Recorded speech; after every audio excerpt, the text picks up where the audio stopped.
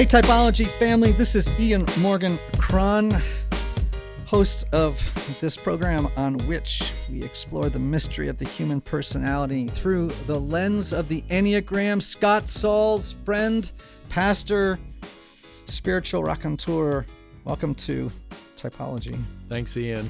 It's the first time I've ever used the word raconteur, and I'm not even sure if it's appropriate. Never been accused of being a raconteur, but there's a band by that name that has some pretty good music. Oh, yes. Well, good start. We're already talking about music. You have a new book out, Resistible Faith. Now, it just has come out in January, right? Yes. So it's still out there. And how do you feel when a new book comes out? Is it exciting? Is it like terrifying? What is it? There's anticipation of what it might do and where it might travel, combined with a lot of fatigue, as you probably identify with, just being exhausted from not only writing the manuscript, but then going through the editing process and all of the preliminary, and for me, all the shame-inducing self-promotion that goes along with that.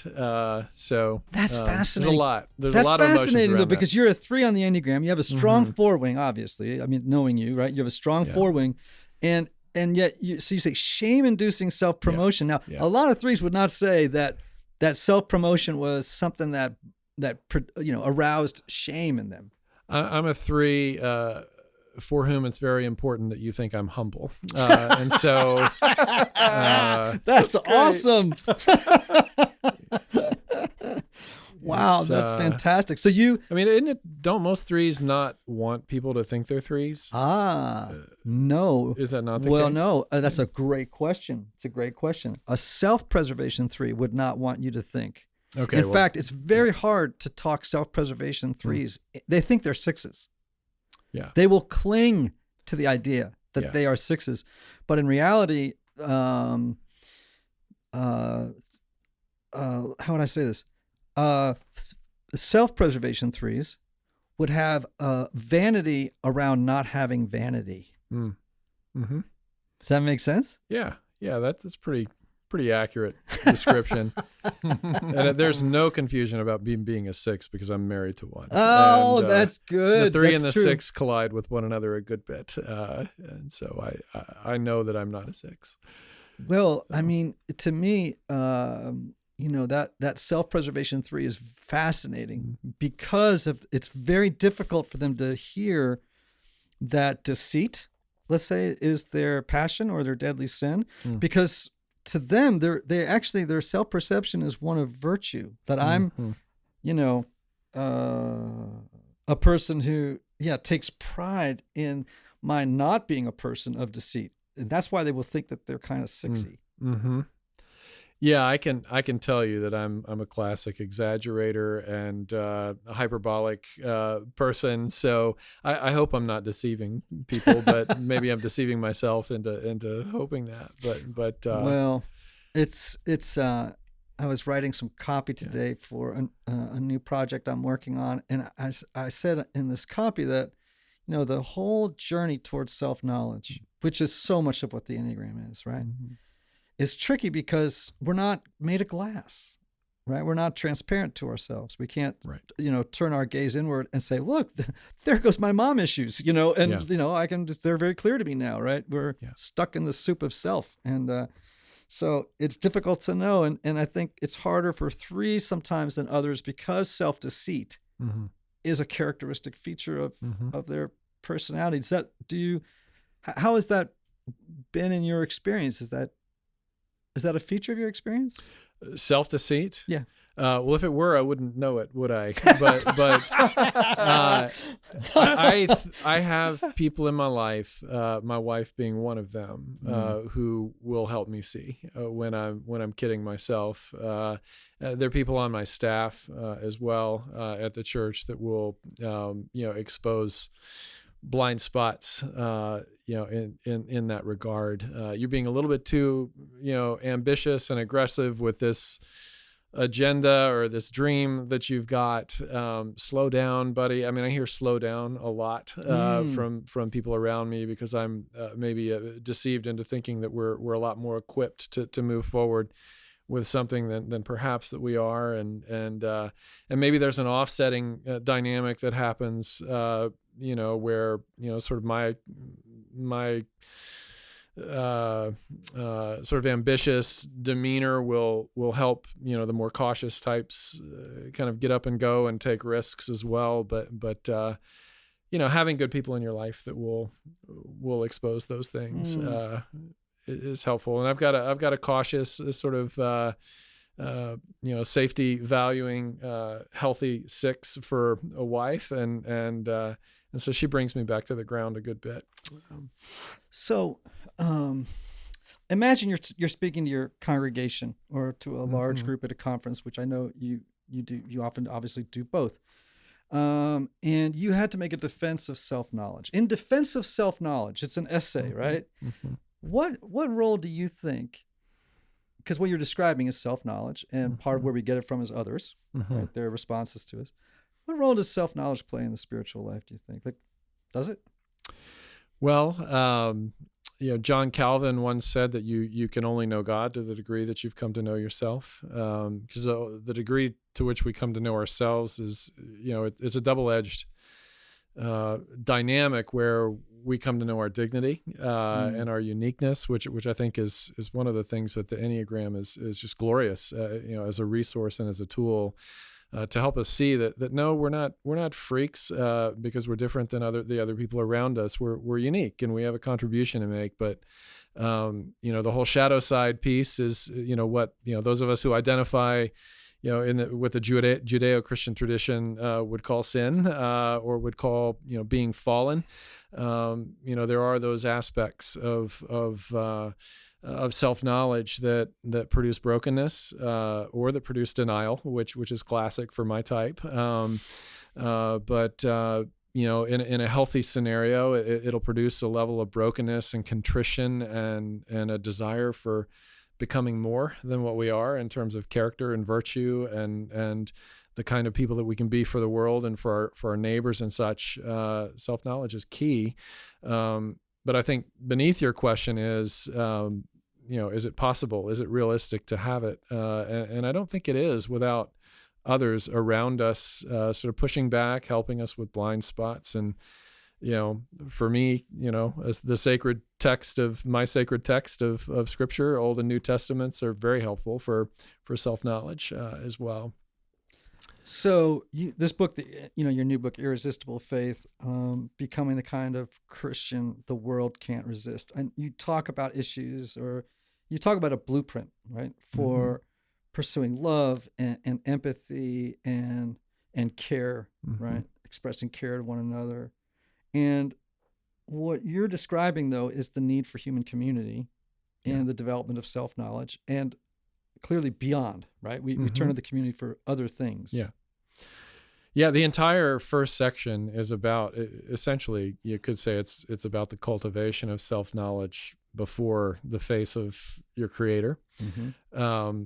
Chapter 1 is called Being Okay with Not Being Okay. And chapter 2, the second chapter in the second section, which is about that communal aspect of self-knowledge, which leads to knowledge of the divine and knowledge of what your purpose is the dependency that we have on a community around us. And one of the chapters is about, I think it's entitled Performing Soul Surgery on One Another, being willing to engage in redemptive conflict or constructive feedback, maybe another way of putting it, of being willing to give it and to receive it, both of which require a lot of courage, and both of which require difference in personality for it to happen, because different personalities see blind spots in one another and help to sharpen one another as a result. But the key to that is to come to each other not with a dagger, but with a scalpel, and with, the posture of gentleness and, really, the posture of wanting to help the other person thrive and flourish and become an even more wonderful, life-giving version of who they are. So another way we develop self-knowledge is suffering. Yes.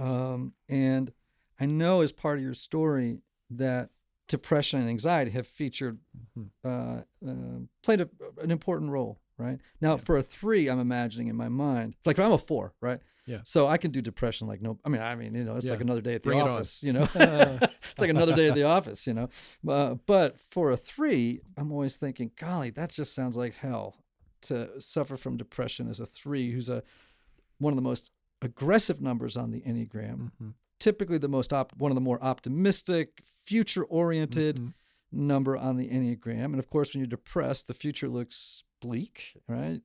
Joy about future and hope about future things tends to dim. What's it like for a 3 to be depressed, and how is that informed? How has that funded self-knowledge for you? Yeah. Boy. I mean, you learn what you're made of when you're there, when you're in the abyss, right? We don't really know what our character or really even what our personality is fully, when we're in the peaks, right? It's the valley where we're sort of stripped down to the essentials of what we know we ought to be, and by virtue of that, we're coming to know in the valley what we're not. And one of the things that we discover that we're not, which is hard for a 3, is that we're not capable of being self-sufficient. We're not capable ultimately of bringing it and of being awesome and of making more of our lives and of ourselves. We have great need for forces and realities outside of ourselves, for greatness to occur around us. And for a 3, that's a hard thing to learn. It's a hard thing to be reminded of and exposed to. And for me, when I was, I've been in that abyss in severe ways probably 3 times in my life. And each and every time I remember asking God to take my life. I never considered suicide. That was thankfully never a consideration for me, or self-harm, but I did ask God to either give me relief or give me death. And a lot of it was precisely what you just said. It was a loss of hope, a loss of vision for a future that could be better than the present.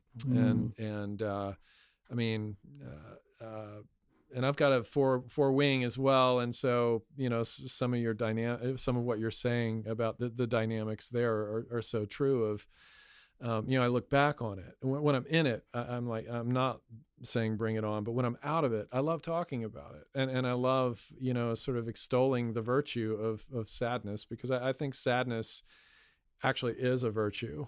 And it is part of being a flourishing human being, because there's so much in the world and in us and around us that's not right. Lament. And so I think that's something that your personality, I'd love to hear you talk about this, that your personality is a contribution to the world. The lamenting aspect of maybe a 4 is something that the rest of us need to not say, hey, get over it. Definitely don't do that. But rather to say, hey, tell me more, and draw me into this, because, we all want to be drawn into the 7s, fun and happiness. But none of us, thinks, oh, I really want to be drawn into lament. And yet, at least from my tradition, that's one of the healthiest things that a human being can do, is lament. I mean, if we read the Psalms, for instance, there's so much duress and angst and sadness there that leads to joy, and in fact becomes, the launching ground into true and deep joy. I'd love to hear you talk about that. Well, just for context, from when I first got sober from having a drug and alcohol addiction, so that's 1987, so that's quite some time ago. I went through a 5-year depression, and it was bad. And the particular kind of depression was called with an agitated state. So not only was I depressed, I was having panic episodes in the middle of it. It was a very, very hard season, and it was also in a time when we didn't have the kind of pharmaceutical knowledge or options that we have today, right? It was like, basically get the hammer out. So you're on your own for a lot of it. And also here I was a young Christian and feeling, like it wouldn't have been appropriate to have looked. I mean, back then people looked askance at, anything that was like a medical, like you were just thought you were crazy, right? In quiet, in silence, So I mean, I think. Are you tempted to hide it as a 4? Like in that context, were you tempted to hide it? Or do you wear it on your sleeve or? Oh man. Well, I mean, I did hide it. But more because of my family of origin, this Irish Catholic background, you just didn't show that kind of stuff, But after a while, I couldn't not, And plus, I was getting sober. It was a very complicated sort of landscape at the time. And I think, when what you just made me realize or just recall maybe is that, if you think about the Enneagram as a big tent, and what each type can do for the other is we can correct each other's excesses. So a 4 can help correct a 7's excess toward the joyful, kind of thing, which can lapse into denial about the fact that, we live at times in a really, really bad world, an unhappy place, right? But the 7 can also correct my excesses toward thinking that everything is bad, A 1 might correct, the excesses of, I'm making this up as I go here, right? But of a 3's tendency to cut corners, right? To bring it back and say, no. We're going to focus on being principled and quality. We're not going to sacrifice quality just to cross the finish line first. Yeah.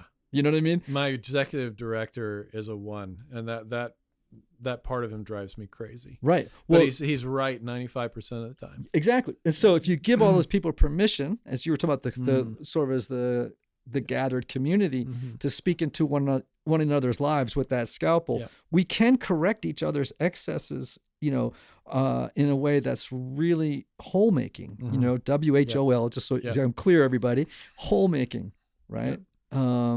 And when it's a functional, good space, And as regards lament, I mean, gosh, I'm very comfortable with it. I think that actually pathos, we kind of reflect the pathos of God into the world in beauty, often which is communicated through, a dark lens. I mean, I think one of the gifts that 4s can bring that I feel I do bring is you could come in here and tell me anything, I won't blink. You could tell me anything and I will not judge you. Literally almost, and I can't actually think, if you came out and be like, man, this world is broken. It's hard. I get it. I know why you feel or why you think or why you've done what you've done. So have a seat and let's just be with it together.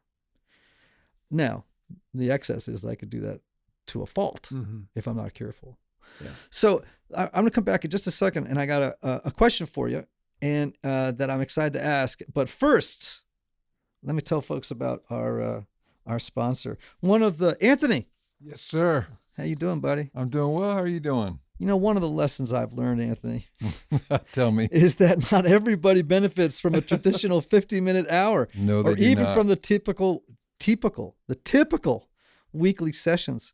And this is why some people, even though they may have a great therapist, can go to couples therapy or personal counseling for months or even years. Sometimes we need more. That's right, because some folks, they never really get anywhere if they're just going on a weekly basis. They don't make any progress. That's right. So this is why I'm such a fan and a believer in the intense counseling process at Restoring the Soul. Yes. In Colorado. Restoring the Soul was created by my longtime friend, Michael Cusick, to help couples or individuals experience deep change in half-day blocks over 1 or 2 weeks. Michael and his team know that sometimes you can't wait months or years to get to the bottom of an issue or to experience breakthrough. For nearly 20 years, they've helped couples and individuals transform their relationships and their lives. So, my friends, if you are looking to get out of the rut you are in, but you can't wait months or years, you can call Restoring the Soul today for a free consultation. That number is, Anthony, 303-932-9777. I have that number run through my head. I think it's now to the point where I use it as my Social Security number. I swear to gosh, Tell us what they get. Well, first, if they call that number, they can learn how they can, they get a free consultation about an intensive counseling process that can jumpstart their journey. The man himself picks up the phone. That's right, with Michael Cusick. And as a special bonus for Typology listeners, they can go to www.restoringthesoul.com/typology to download their PDF called 5 Ways Unaddressed Trauma May Be Derailing Your Relationship. That's good. Come on. Come on, bring it. All right, man. So let me ask you a question. I'll just answer these. You can answer these in yes and no because it's in the interest of time. Okay. Are you willing, or do you historically, would you sort of ignore your basic needs, right? In order to pursue a dream, like you throw your whole self into it, like caution to the wind. You just dive right in, maybe at peril to yourself, physically, emotionally, mentally, that sort of a thing. Yes. All right. Do you are you concerned with aesthetics? Yes. Tell me about that really fast. I love beauty, and I don't like ugly. There's beauty in ugly, Right. in certain forms of ugly. In other words, careless ugly. I should say. I'm not attracted to that. Mm-hmm. If something can be beautified in terms of an environment, I prefer a beautiful one. Yes. Do you feel any kind of like excitement about, to use the words of another Enneagram teacher, playing at the edge? I do, like risk taking. Yeah, and but it's kind of a dauntless sort of a thing. And it can be like, it can get a little dark, but you'll just like you'll take things to the edge, right? Mm-hmm. Yeah. Okay. I feel like you're a therapist right now. I am a therapist. Here's the risk. Do you find that you find yourself often in the liminal, sort of pinched space between hope and despair? Yes. Okay. This is good. This is really good, maybe. So you're going to be a diagnosis that comes with this? Yes. You are suffering. You are suffering from terminal humanness. Do you take an HSA payment? Yeah. Or... Can you get stuck in melancholy? When things aren't going as planned or hoped for, yes. Otherwise, not usually. All right. Can you get stuck in being harshly self-critical? Same answer. Yeah. Okay. Can. All right. You're about to tell me I'm a 7, aren't you? No. I'm just going to tell you what well, this is a dangerous thing, but so we've known each other a little bit. We're not like wildly intimate pals, but we're friends. We're more than acquaintances. Let's put it this way. We're more than acquaintances, yeah. Right? Less than best friends. Yeah. Right? Okay. So I actually think this is true. Now, I think this may be true of high intuitives. But once you get to know the Enneagram well enough, you really do just start to pick up on people's energy. And I know that sounds like I'm getting all new agey, right? But if we didn't have the ability to pick up on the energy other people are radiating, we would never have made it off the Serengeti 10,000 years ago. We would have looked at lions and gone, oh, look, it's a lion, instead of, look, that's danger, dude. Yeah. I'm getting the energy from that lion. Yeah. That lion is marking me as prey. Right. So oftentimes and I don't look at everybody through the lens of the Enneagram. When I walk into the store, like even as someone's home, I meet someone the first time. It's not like, when I meet someone the first time, I'm like trying to type them. I don't even think about the Enneagram when I meet people or something like that. How do you not? How do you? I mean, not? I just don't, because I think people Really? are more complicated than that. And I don't know. I just don't. Yeah. I don't know. I guess the other thing is I'm trained in other modalities of psychology. Like I'm as much a Jungian as I am someone who's interested in the Enneagram. So Gotcha. you know what I mean? It's like, right, whatever. Like, for example, here's where I'm going. For me, and this, trust me, I've been wrong on this a ton of times, so I'm not saying I bat 100. You don't radiate 3 energy. Really? No. Okay. You don't radiate 3 energy. Ooh. You I can't wait to hear what you're Well, about to here's say. what I'm picking up. I think you radiate 4 energy. Really? Yeah. Okay. So let me ask you a question. Uh-huh. Which of these 2 things do you most identify with? I have a need to succeed, avoid failure at all costs, to appear to. I really want to be admired. I would rather be admired than loved. Would you rather be admired than loved? It depends on who's doing the admiring or the loving. Okay. It would go back and forth. So let me give you the other one, the alternative. I feel like there's something fundamentally broken in me, flawed, that there's some deficiency. I can't name it, but I feel it. In fact, I've spent a lot of my life maybe trying to name it, but I don't quite know how. And I feel like there must be a way for me to compensate or to overcome the wound of somehow, or make up for it in some way in the world. But I do carry a lot of shame that may or may not look like this there to other people. So if those, I'm just describing two types of people, obviously a 3 and a 4. Which of those two that I'm describing feels more like you? I got to be honest. I mean, you're splitting the difference with me on these questions. I can go either way depending on the scenario or the day. Right. Okay. So one could be, you could be, let's say, a 4 with a strong 3 wing, or a 3 with a very strong 4 wing, let's say, for example. So do you struggle more, like when you were talking about deceit, I was like, I'm not so sure you get that the way most 3s get it. Do you struggle more with a sense of like of envy at times, where it's like, I really look at other people's lives, and I think to myself, I wish I could be as comfortable in the world as have a family that looked like that, was like that, or a childhood that was more like that. You know what I mean? Or, would you say, a passion or deadly sin for you really is, I have presented so many masks to the world that I'm not even sure who I am anymore. I will say this, that first hour and a half of the day that we were talking about a minute ago, the 3 sort of what I call my own 3 deadly sins are the 3 things that I do soul work on, are the 3 things you just talked about. Right. Envy. Yes. And with that, forms of victimhood. So envy and excessive ambition. And what was the third thing? What did you just finish with? Wrestling with masks, right? Not yeah, knowing and truthfulness. Now, I do not regard myself as a massive deceiver. Right. I See, I've never, and I tell on myself, I'm very fine, confessing my Right. own weaknesses and frailties and Right. and so on. But I will, cut corners with truth sometimes in order to in service to avoid, what though?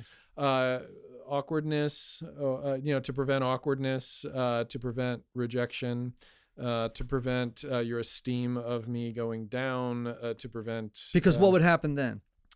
I would feel emotionally drained and maybe experience some self-loathing, some disappointment, some desire to regroup rather than to repent. Gosh, I mean, we could go a lot of directions with that. I got a lot of mess going on in there. So. Okay, so let me just say something here. You're going to send me out of here telling me I'm a 4, aren't you? No, I know. I'm never going to tell you what your type is. I'm just going to tell you that I have, throughout this conversation, I feel like a lot of flags are getting thrown on the field, or a lot of flags are running up the pole for me. And I'm sitting here and I'm going, I don't know. You don't radiate that 3 energy. You didn't bring that 3 energy into this room. Normally, if a 3 walked into this room, I would physically feel it. Yeah. Yeah. So I'm not a 3 that tries to own the room. Like when I walk in, I don't try to own it. Let me ask you a question. Like into a party or something. When you walk in, you don't. Do you work? I don't need to get a conversation with the most famous or high profile people in the room. Like I don't feel a deep need for those sorts of things. Yeah. You have a tolerance and an ability to articulate feelings, the things that are going on inside of you that most 3s I know do not. You are able to describe feeling and mood states that most 3s I know do not. You are talking easily about things like lament. Most 3s I know, it's particularly ones that aren't very self-aware, have no energy for that. Feelings like that slow you down. And what I'm hearing you say is, no, I can slow down and listen to other people. I can create community for a time. Okay. See, there's a patience factor there too. Like I tell people, I'm really good at counseling once. I can sit with you and I can figure out who you need to go to and generally what your issue is that needs to be addressed. But I need to now refer you somewhere else, not only because there's a better expertise on your issues somewhere else, but also because it will exhaust me to continue this conversation. Does it exhaust you because you have a sort of a more introverted spirit after a while, or Maybe. because it's just, I mean, I am an introvert. But, counseling is draining, right? And you only to have some. Although our care pastor, yes, he could do 60 hours a week just counseling I get people. that. But there's a depleting side to it, right? Yeah. I also think that, again, I'm throwing this out at you because it's fascinating to me that, all right, so your friend Emily's in the room, right?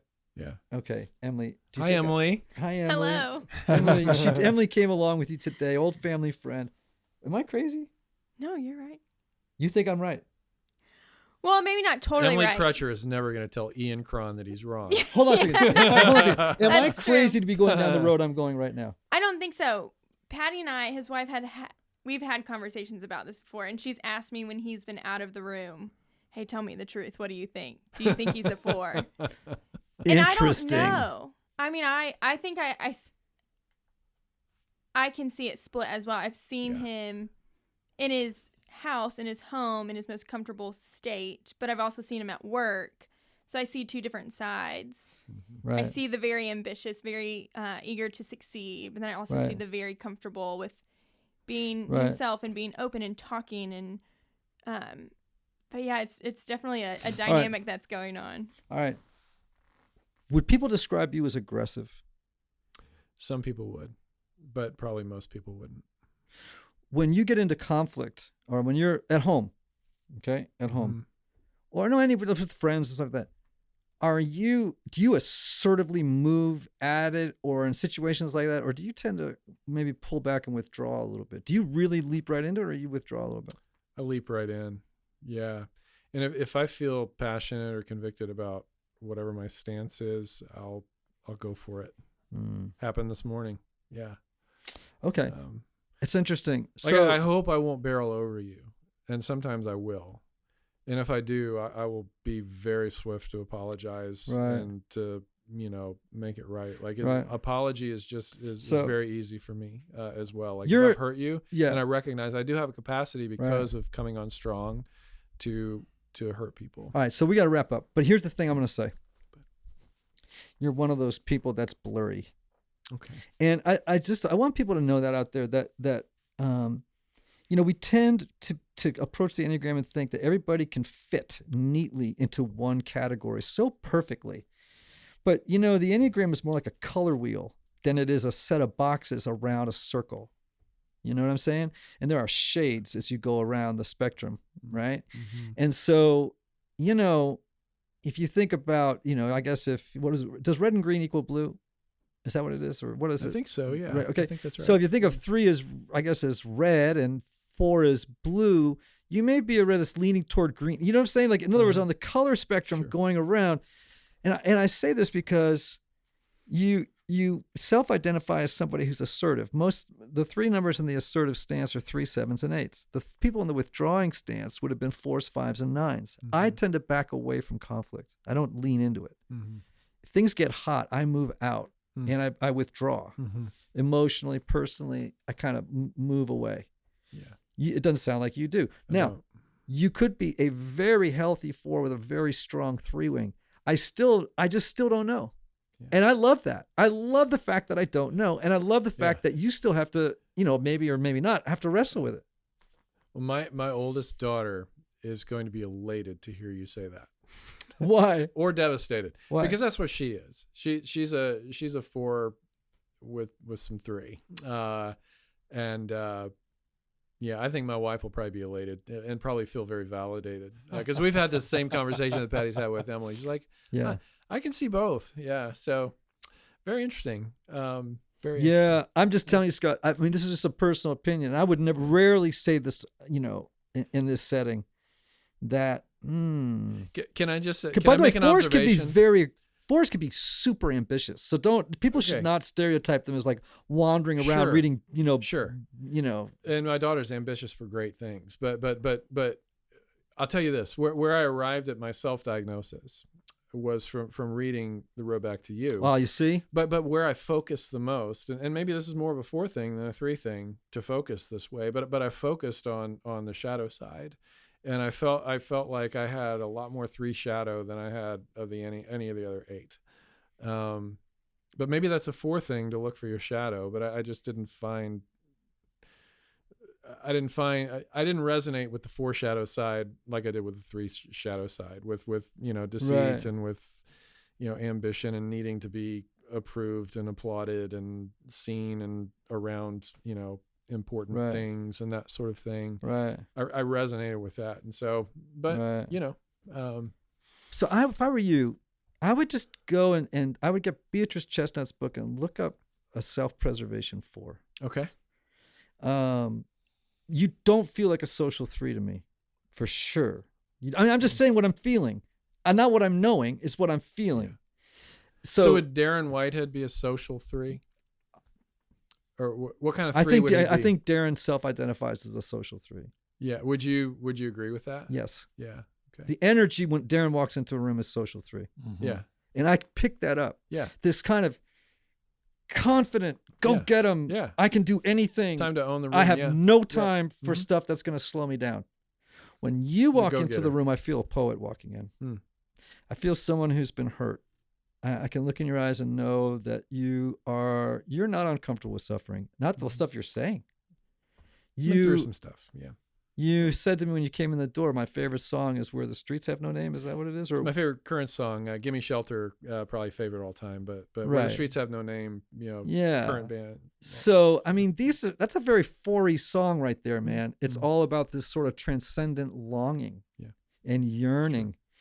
Do you have that quality? This transcendent, like there's another country. 100%, yes. Mm-hmm. That's 4, bro. Okay. All right.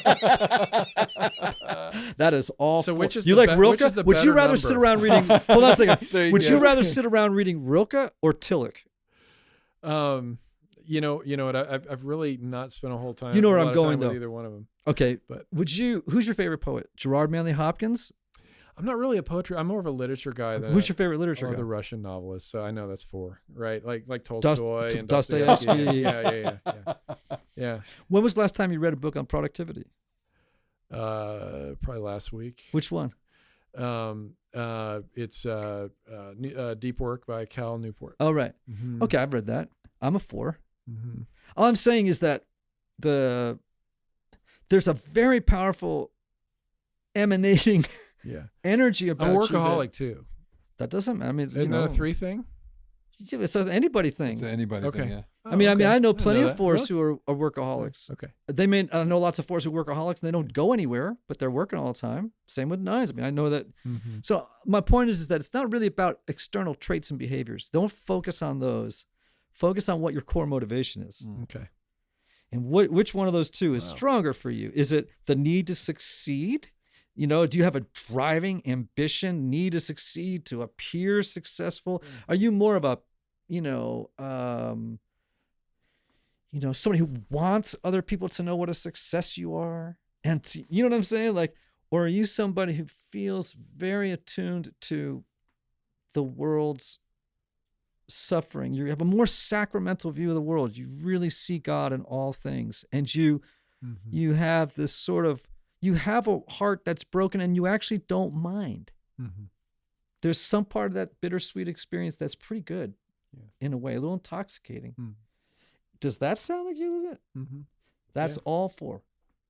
Man, I feel like I've just gotten free therapy. Like really good therapy too. Thank you. Well, but I could be wrong, man. Which is the better number? Definitely 4. We're the peacocks of the Enneagram, man. Are you kidding? Throw up your plumage. I'm just saying, throw up your tail. Not wait till you get home. But my point is... Are you just saying this because you've already over exceeded your 3 quota and you need to get a 4 No. in? Or, okay. No, actually, It's it's the other way around. This is a town full of 4s, and my problem is finding because of the 4 artists, 3s to get in. Okay. All right, No, but okay. I'm just saying, I mean, lots of my friends, my dearest friends are 3s, tons of them. Mm-hmm. So people like, I love Mike Hyatt. I love Darren. I love Bill Haslam's a 3. What's that? Bill Haslam's a I strong love 3. Bill Haslam, right? A mutual friend of ours. So, I mean, Mm-hmm. I love Bill, Mm-hmm. right? I have lots of 4 friends. Andrew Peterson, who's a mutual friend. Matthew Perryman Jones. Mm-hmm. You feel more like Matthew to me than Bill. Mm-hmm. You feel more like Andrew to me than let's say Darren. I mean, you know what I'm saying? In other words, you bring more of it feels to me like your lens is more colored, but you're the one looking through it. But yeah, I don't know. I mean, I have an equally good time with Andrew as I do with Bill, and vice versa. But it's a different type of experience for sure. Yes, I would agree. It's a different kind of for me as well. But I feel enriched after. I don't feel drained or misunderstood by either one of them. Right. I'm just telling you, man. You don't. I may be crazy. I have been wrong so many times about things. But the times I've been with you, I have never felt you were a 3. And you told me you were a 3, and I was like, I don't know. And I've been wrong tons of times because I can't, though I can pick up on people's energy like you can, I can't see their motivation. Mm-hmm. Mm-hmm. I can't, right? Only they can tell me what the real motivation is. But a lot of times people read Enneagram books and they'll read one and then they don't read others. And then who has the time, right? Mm-hmm. But, when they really sort of go the next layer down, it starts to click new lenses into place. Yeah. They go, oh, wait a minute. Because I'll tell you this. For a long time, I thought I was a 3 or a 7. Huh. It took me 10 months to figure out I was a 4. Really? Wow. And because at first blush, you'd say I'm very ambitious. I love to write books. I do like people to admire me. Yeah. I do want, I'm pretty damn driven, right? I like success. I like money. I like beautiful things, right? But not for the reasons that a 3 does. Yeah. It's really about shame. It's a feeling of brokenness and this feeling I need to repair it. I need to make up for it somehow. And I'm very attuned to the broken world, and I'm very attuned to the sacramental quality of everything. Scott, thank you so much for being on Typology. This was a very rich and fascinating conversation for me today. Yeah, thank you, Ian. I feel like a new man, quite literally. I walked in a 3 and I'm walking out a 4. So. No, I'm not telling. Don't do that. Go home and make it a source of meditation and self-reflection, because you may come back feeling next week like you could come back saying, after all that reflection, I feel much more confident that I'm a 3. And if that happened, this was a very successful conversation. Yeah. I'll email you with whatever the results are. Yeah. And if I was right, we'll announce them. Okay. All right. Hey, Typology listeners, thank you so much for listening. We love you. Don't forget the words of the great Oscar Wilde. Be yourself. Everybody else is already taken. See ya.